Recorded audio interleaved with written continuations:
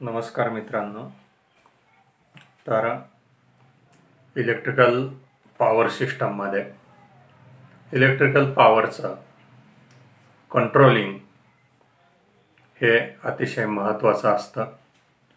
कारण घरगुती याच्यामध्ये आपण पाहतो, घरामधील जे आपले वेगवेगळ्या प्रकारचे उपकरणं असतात, त्यामध्ये फॅन असेल, ट्यूब असेल, लॅम्प असतील वेगवेगळ्या प्रकारचे, फ्रीज असतं, टी व्ही असतं, कॉम्प्युटर सिस्टम असते.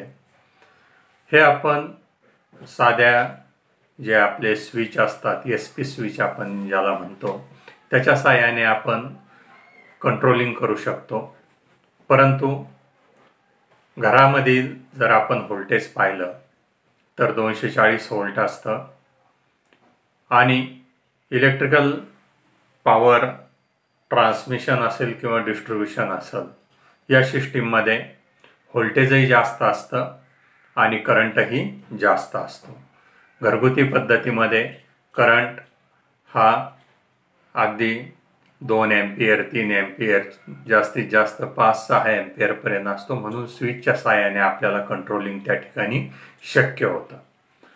म्हणून आपल्या याच्यावरून लक्षात आलंच असेल का ज्या ठिकाणी व्होल्टेज जास्त असेल आणि करंटसुद्धा जास्त असेल, तर अशा ठिकाणी जर आपल्याला या इलेक्ट्रिसिटीचं कंट्रोलिंग जर करायचं असेल तर त्यासाठी अर्थातच आपल्याला वेगवेगळ्या प्रकारचे सर्किट ब्रेकर्स हे वापरावे लागतील. आणि हा आजचा जो मुद्दाम होऊन या ठिकाणी आपण टॉपिक घेतलेला आहे तो म्हणजे सर्किट ब्रेकरचे जे कॉन्टॅक्ट जे असतात, त्या कॉन्टॅक्टमध्ये होणारी जी आर्क असते. आर्क म्हणजे काय? एक प्रकारचं त्या ठिकाणी ठिणगे किंवा स्पार्क निर्माण होत असते. आणि ती स्पार्क जर आपण कमी जर नाही केली, कारण जास्त व्होल्टेजमुळं काय होतं आणि जास्त करंटमुळं कुठलाही कॉन्टॅक्ट ज्यावेळेस एकमेकापासून अलिप्त होतो तेव्हा त्या ठिकाणी काय होत असतं, आर्क निर्माण होत असते. आणि ही आर्क कमी करण्याचं काम वेगवेगळ्या सर्किट ब्रेकरच्या माध्यमातून केलेलं असतं. म्हणून या टॉपिकमध्ये आपल्याला या सर्किट ब्रेकरचं साधारणपणे आर्क कशा पद्धतीने निर्माण होते आणि ती निर्माण झालेली आर्क कशा पद्धतीने त्या सर्किट ब्रेकरच्या चेंबरमध्ये आतल्या आत विझवली जाते, त्याचबरोबर सर्किट ब्रेकर म्हणजे काय, सर्किट ब्रेकरची डेफिनेशन आणि या सर्किट ब्रेकरचं ऑपरेटिंग सिस्टम हे आपल्याला आजच्या लेक्चरमध्ये पाहायचं आहे. तर यामध्ये आपण जर पाहिलं,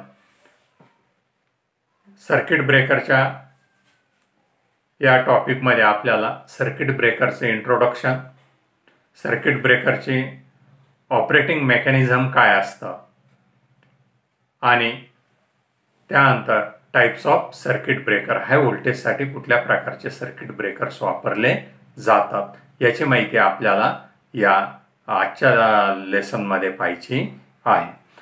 पॉवर सिस्टीममध्ये ऑपरेशन करताना अनेक सर्किटची सप्लायची जोडणी व तोडणी करावी लागते. म्हणजे अनेक सर्किट काय करावे लागतात, आपल्याला ऑन किंवा ऑफ करावे लागतात. सप्लाय ऑन ऑफ करताना लोड असतो किंवा कधी लोड नसतो. सुरुवातीस या कामासाठी जास्तीत जास्त स्विचचा उपयोग करत असतात आणि आता हे घरगुती याच्यामध्ये कमी व्होल्टेजसाठी आणि कमी करंटसाठी आपण स्विचचाच उपयोग करतो. तसेच स्विचच्या सिरीजमध्ये फ्यूज वापरत असत आणि आता सध्या सुद्धा फ्यूज काय करतो, आपण मोठ्या प्रमाणामध्ये वापरत आहेत. फ्यूज बदलण्यासाठी वेळ जास्त लागत असे, तसेच हेवी शॉर्ट सर्किटवरती फ्यूज टिकत नाही आहेत. कुठं जर हेवी शॉर्ट सर्किट असेल तर फ्यूजमधील फ्यूज एलिमेंट काय होत असतो, लगेचच बर्न होतो. त्यामुळे स्विच फ्यूज युनिट फक्त लो व्होल्टेज व लो करंटसाठीच काय केलं जातं, वापरलं जातं. पॉवर सिस्टीममध्ये अनेक सुधारणा होऊन हाय व्होल्टेज व हाय करंटच्या सर्किटसाठी सर्किट ब्रेकर्स वापरले जातात. सर्किट ब्रेकरचे ऑपरेशन हे मॅन्युअली किंवा कसे असते, ॲटोमॅटिक असते. सर्किट ब्रेकर हे नो लोड व फुल लोड वरती ऑपरेट करतात. म्हणजे मित्रांनो, आपल्या लक्षात आलं असेल, लो व्होल्टेज आणि लो करंटसाठी साधारणपणे स्विच फ्यूज युनिट किंवा सिंपल जे स्विचेस असतात त्यांचा वापर केला जातो.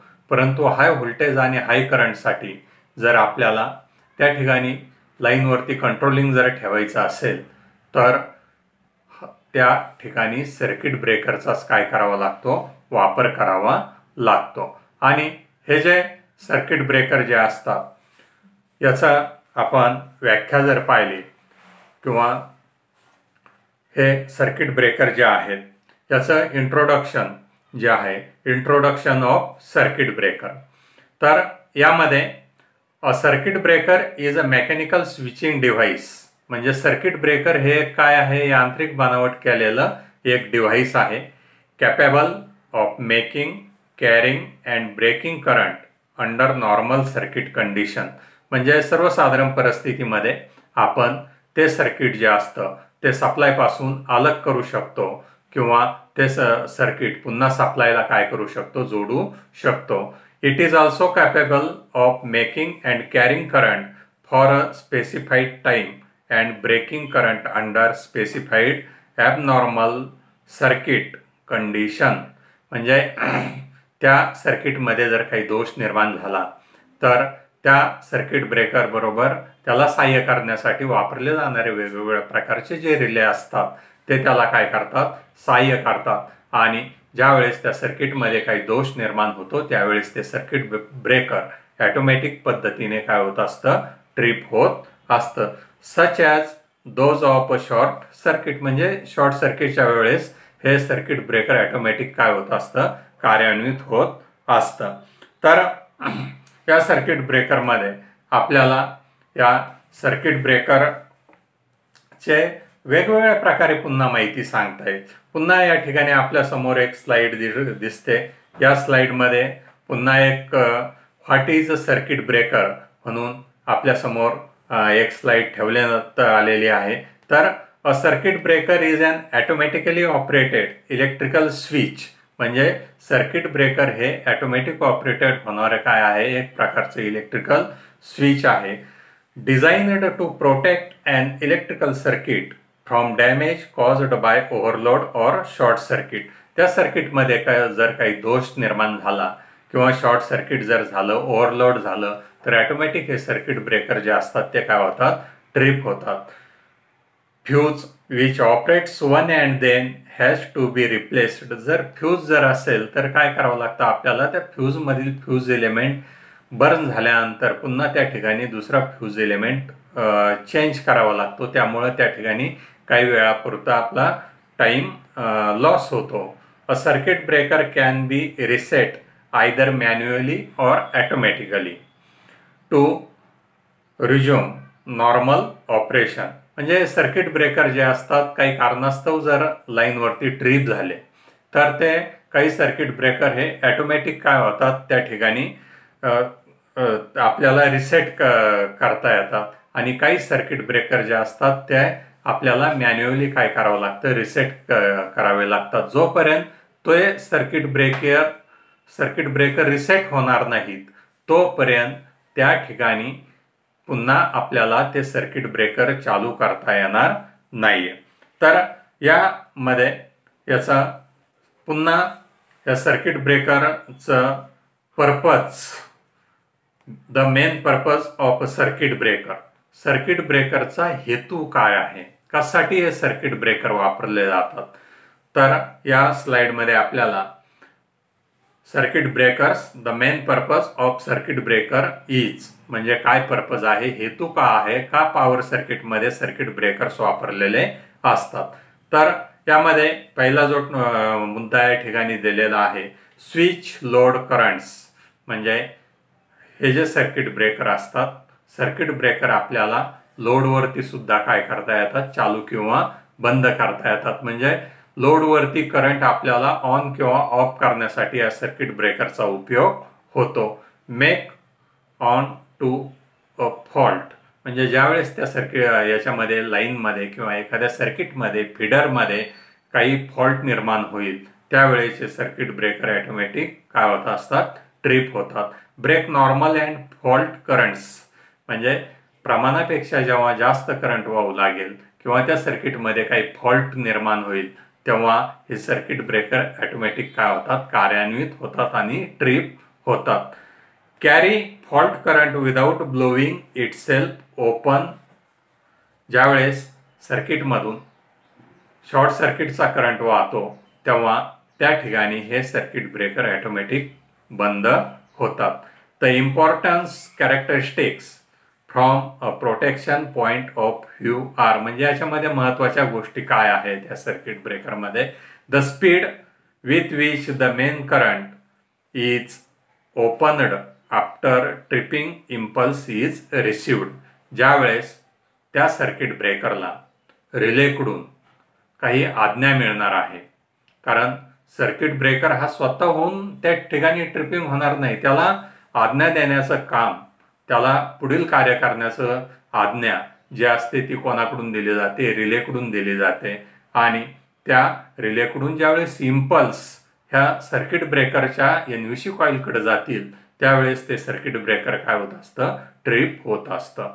The capacity of the circuit that the main contacts are capable or interpreting rupturing capacity, तर त्या सर्किट ब्रेकरमध्ये असणारे जे कॉन्टॅक्ट असतात ते कॉन्टॅक्ट असे पाहिजे असतात का त्या ठिकाणी ते सर्किट ब्रेकर ऑन किंवा ऑफ होताना त्या सर्किट ब्रेकरमध्ये होणारी जी स्पार्किंग असते, कॉन्टॅक्टमध्ये होणारी स्पार्किंग जी असते ती स्पार्किंग तात्काळ इमिजिएटली काय व्हायला पाहिजे, कमी व्हायला पाहिजे. आणि ही स्पार्किंग जर कमी नाही झाली तर त्या ठिकाणी काय होईल, त्या कॉन्टॅक्टचं टेम्परेचर वाढेल. टेम्परेचर जर वाढलं तर ते कॉन्टॅक्ट काय होतील, खराब होतील. आणि कॉन्टॅक्ट जर खराब झाले, ते एकमेकाचा कॉन्टॅक्ट जर व्यवस्थित झाला नाही त्या ठिकाणी कॉन्टॅक्टचा, तर त्या ठिकाणी काय होईल, पुन्हा स्पार्किंग होईल. स्पार्किंग झाल्यानंतर त्या जे कॉन्टॅक्ट जे असतात ते गरम होतील आणि पुन्हा मग त्या ठिकाणी प्रवाह वाहण्यासाठी पुन्हा त्या ठिकाणी अडचण येऊ शकते. म्हणून सर्किट ब्रेकरमध्ये हे जे कॉन्टॅक्ट जे असतात ते कॉन्टॅक्टमध्ये होणारी स्पार्किंग कमी करणं हे काय असतं, अतिशय महत्त्वाचं असतं. तर सर्किट ब्रेकरचा आपण जर हे पाहिलं याचं ऑपरेटिंग प्रिन्सिपल, सर्किट ब्रेकरचं ऑपरेटिंग कुठल्या याच्यावरती चालतं, operating principle of circuit breaker. तर सर्किट ब्रेकरमध्ये दोन कॉन्टॅक्ट असतात, एक फिक्स कॉन्टॅक्ट असतो आणि दुसरा मुव्हेबल कॉन्टॅक्ट असतो. त्यांना काय म्हटलं जातं, इलेक्ट्रोड्स असं म्हणतात. सर्वसाधारण परिस्थितीत हे कॉन्टॅक्ट एकमेकांना चिकटलेली असतात. म्हणजे कशा असतात, ज्यावेळेस सर्किट ब्रेकर ऑन असेल त्यावेळेस त्यामधील कॉन्टॅक्ट जे असतात ते कॉन्टॅक्ट एकमेकाला चिकटलेले असतात, त्यांना आपण क्लोज असं म्हणतो.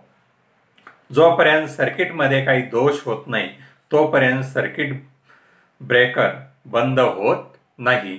जेव्हा सर्किटमध्ये ओव्हरलोड किंवा शॉर्ट सर्किट होते तेव्हा त्या सर्किट ब्रेकरच्या ज्या कॉईल असतात त्या कॉईलमधून काय होतं, प्रमाणापेक्षा जास्त करंट वाहतो आणि त्यावेळेस त्या कार्यान्वित होऊन ऑटोमॅटिक ते सर्किट ब्रेकर काय होत असतं, ट्रिप होतो. मुव्हेबल कॉन्टॅक्ट यांत्रिक रचनेमुळे फिक्स कॉन्टॅक्ट पासून काय होत असतात, अलग होत असतात. आणि अशा पद्धतीने कुठलाही सर्किट ब्रेकर जर घेतला आपण तर त्या सर्किट ब्रेकरमध्ये नेहमी काय असतात, दोन प्रकारचे कॉन्टॅक्ट असतात, एक फिक्स कॉन्टॅक्ट आणि दुसरा मुव्हेबल कॉन्टॅक्ट. जेव्हा फॉल्टमुळे सर्किट ब्रेकरचे कॉन्टॅक्ट ओपन होतात तेव्हा त्यामध्ये आर्क निर्माण होते, म्हणजे एक प्रकारची स्पार्किंग निर्माण होत असते आणि त्यामुळे त्या ठिकाणी उष्णता निर्माण होते व कॉन्टॅक्ट खराब होतात.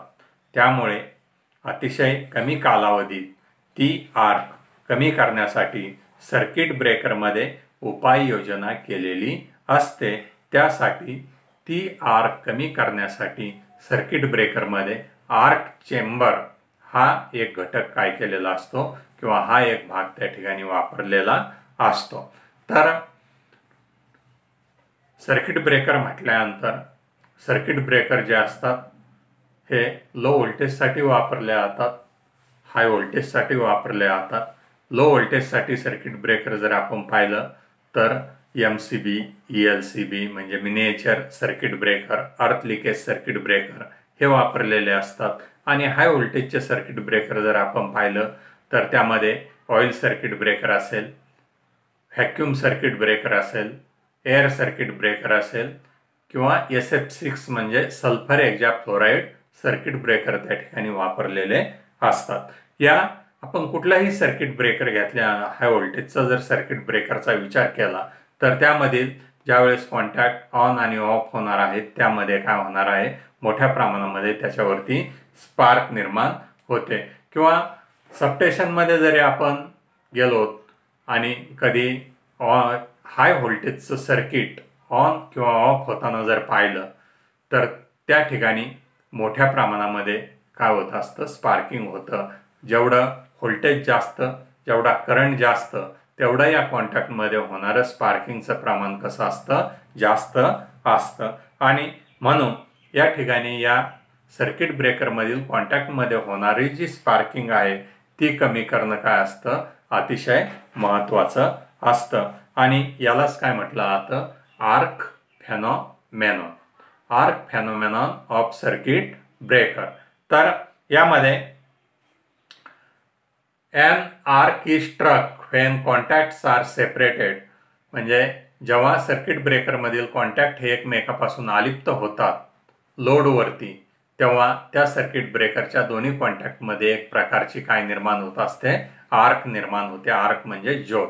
तर the current is thus able to continue. Thus the main duty of a circuit breaker is to distinguish the arc within the shortest possible time. तर ही जी निर्माण होणारी जी आर्क असते ही कमीत कमी वेळेमध्ये त्या ठिकाणी काय व्हायला पाहिजे, कमी व्हायला पाहिजे. ती आग त्या ठिकाणी शमली गेली पाहिजे. आणि जेवढ्या कमी वेळेमध्ये ही आर्क कमी होईल, टेम्परेचर कमी होईल, तेवढं त्या सर्किट ब्रेकरचे कॉन्टॅक्ट कसे राहतील, सेफ राहतील, सुरक्षित राहतील. The arc provides the low resistance path to the current and the current in the circuit remains uninterrupted. म्हणजे त्या सर्किट ब्रेकरमध्ये जो वाहणारा करंट असतो तो करंट वाहण्याचा जो मार्ग असतो त्या पाथमध्ये काय केलं जातं, थोडासा त्या सर्किट ब्रेकरच्या कॉन्टॅक्टच्या ठिकाणी जर आपण रेजिस्टन्स वाढवला तर त्या ठिकाणी होणारी जी आर्क जी असते ती आर्क काय होत असते, कमी होत असते. तर यामध्ये आपल्याला हे जे सर्किट ब्रेकरचे जे कॉन्टॅक्ट असतात ते कॉन्टॅक्ट कशा पद्धतीने असतात, आर्क इन कॉन्टॅक्ट या ठिकाणी स्लाइडमध्ये जर आपण पाहिलं तर त्यामध्ये फिक्स कॉन्टॅक्ट आणि मुव्हेबल कॉन्टॅक्ट जे असतात. फिक्स कॉन्टॅक्ट हे एका इन्सुलेटरवरती व्यवस्थितरित्या बसवलेले असतात आणि मुव्हेबल कॉन्टॅक्ट हे मेकॅनिकलरित्या त्या फिक्स कॉन्टॅक्टला काय करत असतात, आपल्याला सर्किट ब्रेकर ऑन केल्यानंतर त्या कॉन्टॅक्टला जाऊन ते स्पर्श करतात आणि सर्किट ब्रेकर ऑफ झाल्यानंतर त्या फिक्स कॉन्टॅक्टपासून हे मुव्हेबल कॉन्टॅक्ट काय होतात, मागे सरकतात. मग अशा वेळेस त्यामध्ये निर्माण होणारी जी आर्क आहे ती आर्क कमी करण्याचं काम हे सर्किट ब्रेकरमध्ये अतिशय महत्त्वाचं आहे आणि त्यालाच काय म्हटलं जातं, आर्क फेनॉमेनॉन असं म्हटलं जातं. तर हे आर्क कॉन्टॅक्ट सुद्धा या ठिकाणी दाखवलेले आहेत. तर जेव्हा सर्किटमध्ये किंवा उपकरणामध्ये हेवी शॉर्ट सर्किट होते तेव्हा सर्किट ब्रेकरच्या कॉन्टॅक्टमधून उच्च प्रवाह वाहतो. त्यावेळेस सर्किट ब्रेकर सुरक्षितपणे बंद व्हायला पाहिजे. जेव्हा कॉन्टॅक्ट एकमेकापासून दूर जाऊ लागतात तेव्हा कॉन्टॅक्ट एरिया कमी होऊन करंट डेन्सिटी त्या ठिकाणी काय होते, वाढते व त्यामुळे त्या ठिकाणचे तापमान जे असते ते तापमान वाढले जाते. दोन्ही कॉन्टॅक्टच्या मध्ये जे माध्यम असते म्हणजे हे जे हाय व्होल्टेजचे जे सर्किट ब्रेकर आहेत त्याच्यामध्ये माध्यम म्हणून ऑइल आणि एअरचा त्या ठिकाणी वापर केलेला असतो ते कंडक्टरचे कार्य करते, त्यामुळे त्या ठिकाणी आर्कची निर्मिती होते. दोन्ही कॉन्टॅक्टमधील पोटेन्शियल डिफरन्स अतिशय कमी असतो, जेणेकरून फक्त आर्क निर्माण होते. आर्कचा रेजिस्टन्स अतिशय कमी असतो, त्यामुळे प्रवाह जास्त वाहतो. आर्क रेजिस्टन्स हा खालील गोष्टीवरती अवलंबून असतो. त्या ठिकाणी सर्किट ब्रेकरच्या कॉन्टॅक्टमध्ये निर्माण होणारी जी आर्क असते, तर ही आर्कचा रेजिस्टन्स हा जो असतो तो कसा असायला पाहिजे, कमी असायला पाहिजे. तर ही जी निर्माण होणारी जी आर्क असते, प्रिन्सिपल ऑफ आर्क एक्सटिंक्शन, तर हे आर्क एक्सटेन्शन म्हणजे आर्क कमी करण्याचे तत्व काय काय आहेत. याच्यामध्ये फर्स्ट जर आपण पाहिलं, arc quenching is achieved by, first आहे त्याच्यामध्ये greater dielectric strength than restriking voltage, आणि सेकंड आहे faster rate of heat removal than rate of heat generation. म्हणजे त्या ठिकाणी निर्माण होणाऱ्या उष्णतेपेक्षा जास्त पटीने ही उष्णता काय व्हायला पाहिजे, कमी करण्याचा प्रयत्न त्या ठिकाणी केला पाहिजे. आणि त्या ठिकाणी काय जे इन्सुलेटिंग मटेरियल वगैरे जे असतं त्याची डायइलेक्ट्रिक स्ट्रेंथ कशी असायला पाहिजे, जास्त असायला पाहिजे. नंतर आर्क एक्सटिंक्शन मेथड्स आर, हे आर्क एक्सटिंक्शन मेथड्स कुठल्या कुठल्या वापरलेल्या असतात, आर्क कमी करण्याच्या पद्धती कुठल्या कुठल्या असतात. बाय लेंथनिंग द गॅप, म्हणजे त्या दोन्ही गॅप फिक्स कॉन्टॅक्ट आणि मुव्हेबल कॉन्टॅक्ट यामधील गॅप काय करायचा, लवकरात लवकर जास्त झाला पाहिजे. कुलिंग द आर्क, त्या ठिकाणी निर्माण होणारी जी आर्क असते त्या ठिकाणी थंड जर वातावरण असेल, टेम्परेचर जर कमी असेल तर आर्कचं प्रमाण लगेचच कमी होतं.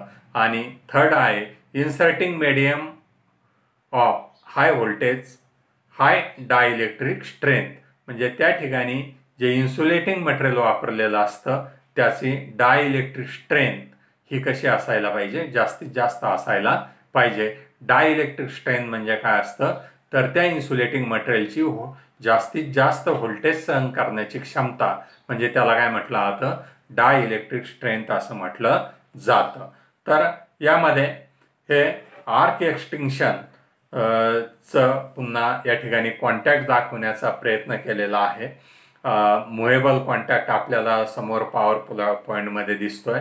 त्याचबरोबर insulating rod for moving operated member, नंतर मुव्हेबल कॉन्टॅक्ट आहे SF6 गॅस. तर हा जो कॉन्टॅक्ट या ठिकाणी दाखवलेला आहे, सल्फर हेक्साफ्लोराईड जे सर्किट ब्रेकर असतं त्याच्यामध्ये निर्माण होणारी आर्क कशा पद्धतीने क्विंचिंग केली जाते ते या ठिकाणी या पॉवर पॉईंटमध्ये दाखवलेलं आहे.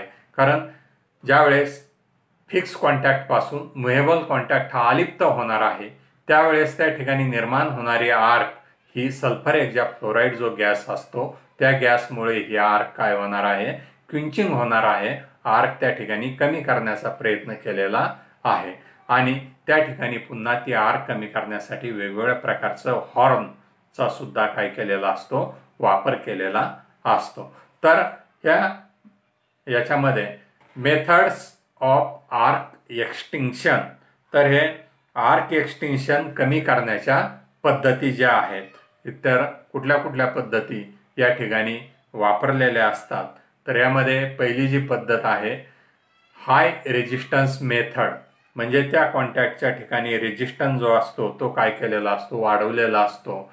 त्याच्यामध्ये length of arc, cooling of the arc, reducing cross section area आणि splitting the arc. Splitting the arc म्हणजे काय, मोठ्या आर्कचं छोट्या छोट्या आर्कमध्ये विभाजन करणं.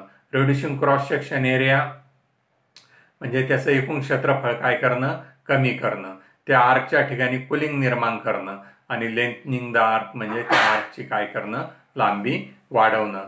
आणि सेकंड जी पद्धत आहे लो रेजिस्टन्स मेथड, तर या लो रेजिस्टन्स मेथडमध्ये काय केलं जातं, length of the arc, high pressure cooling आणि ब्लास्ट इफेक्ट यांचा काय केलेला असतो, विचार केलेला असतो. आणि ह्या ज्या आर्क एक्सटेन्शनच्या ज्या पद्धती आहेत त्यामधील पहिली जी पद्धत आहे हाय रेजिस्टन्स मेथड. तर in this method arc resistance is made to increase with time to time that current is reduced to a value insufficient to mention the arc. Consequently, the current is interrupted or the arc is extinguished. म्हणजे या हाय resistance मेथडमध्ये काय केलं जातं, त्या ठिकाणी resistance वाढवण्याचा प्रयत्न केलेला असतो आणि यामध्ये the resistance of arc may be increased by lengthening the arc. The resistance of the arc is directly proportional to its length. The length of the arc can be increased by increasing the gap between contacts. म्हणजे त्या ठिकाणी कॉन्टॅक्टमध्ये असणारा resistance जर आपण वाढवला तर ही निर्माण होणारे आर्क जी असते ती कमी प्रमाणामध्ये निर्माण होते. आणि second, cooling the arc. Cooling helps the deionization of medium between the contacts. This increase the arc resistance. म्हणजे त्या ठिकाणी जे आर्क असते त्या ठिकाणी जर आपण कुलिंग सिस्टम निर्माण केली तर त्या ठिकाणी निर्माण होणारी आर्क जी असते ती कमी प्रमाणामध्ये निर्माण होते. नंतर याच्यामध्ये आर्क एक्सटेन्शनची दुसरी जी पद्धत आहे low resistance or current zero method. तर this method is employed for arc extension in AC circuit only. म्हणजे या पद्धतीचा उपयोग फक्त AC सर्किटसाठी केलेला असतो.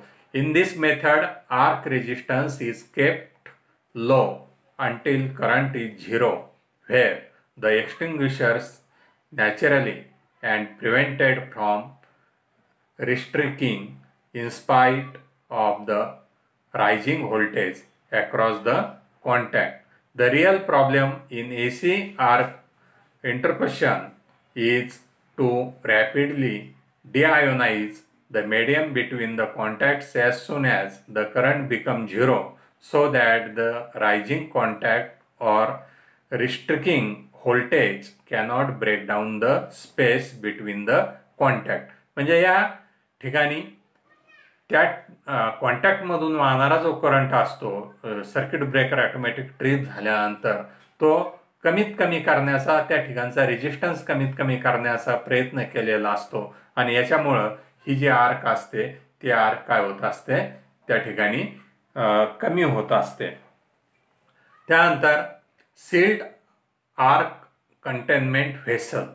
तर ही जी निर्माण होणारी जी आर्क असते ती काय व्हायला पाहिजे, त्या चेंबरमध्ये आतली आत विजली गेली पाहिजे. त्यासाठी या स्लाइडमध्ये आपण जर पाहिलं तर आर्क चेंबरमध्ये जे फिक्स कॉन्टॅक्ट आणि मुव्हेबल कॉन्टॅक्ट जे असतात ते एका चेंबरमध्ये काय केलेले असतात, व्यवस्थितपणे फिटिंग केलेले असतात, जेणेकरून त्या ठिकाणी निर्माण होणारा आर्कचा परिणाम हा बाहेर होणार नाही. आणि जर समजा त्या ठिकाणी केमिकल वगैरे असतील, काही इतर काही घटक असतील जाळणारे आणि ती जर आर्क त्या सर्किट ब्रेकरच्या बाहेर आली तर त्याचा परिणाम काय होईल, मग बाहेरच्या ठिकाणी त्या ठिकाणी पुन्हा आग वगैरे लागण्याची शक्यता असते. म्हणून त्या ठिकाणी निर्माण होणारी आर्क ही आर्क चेंबरच्या कंटेनमेंट व्हेसल जे असतं त्याच्यामध्येच आतले आत काय केली जाते, शमवली जाते. आणि अशा पद्धतीने या सर्किट ब्रेकरमध्ये निर्माण होणारी जी आर्क असते कशा पद्धतीने कमी केली जाते, आर्क कशाला म्हटली जाते, कॉन्टॅक्ट कसे असतात, आर्क चेंबर काय असतं, नंतर याच्या आर्क शमवण्याच्या ज्या पद्धती वगैरे ज्या आहेत त्या आपण या लेक्चरमध्ये पाहिलेल्या आहेत. आणि यामध्ये सर्किट ब्रेकर जे असतात हाय व्होल्टेजचे सर्किट ब्रेकर, त्या हाय व्होल्टेजच्या सर्किट ब्रेकरचे मुख्य दोन प्रकार पडतात, AC सर्किट ब्रेकर आणि सेकंड DC सर्किट ब्रेकर. त्यामध्ये पुन्हा AC सर्किट ब्रेकरचे दोन प्रकार आहेत, हाय व्होल्टेज सर्किट ब्रेकर आणि लो व्होल्टेज सर्किट ब्रेकर.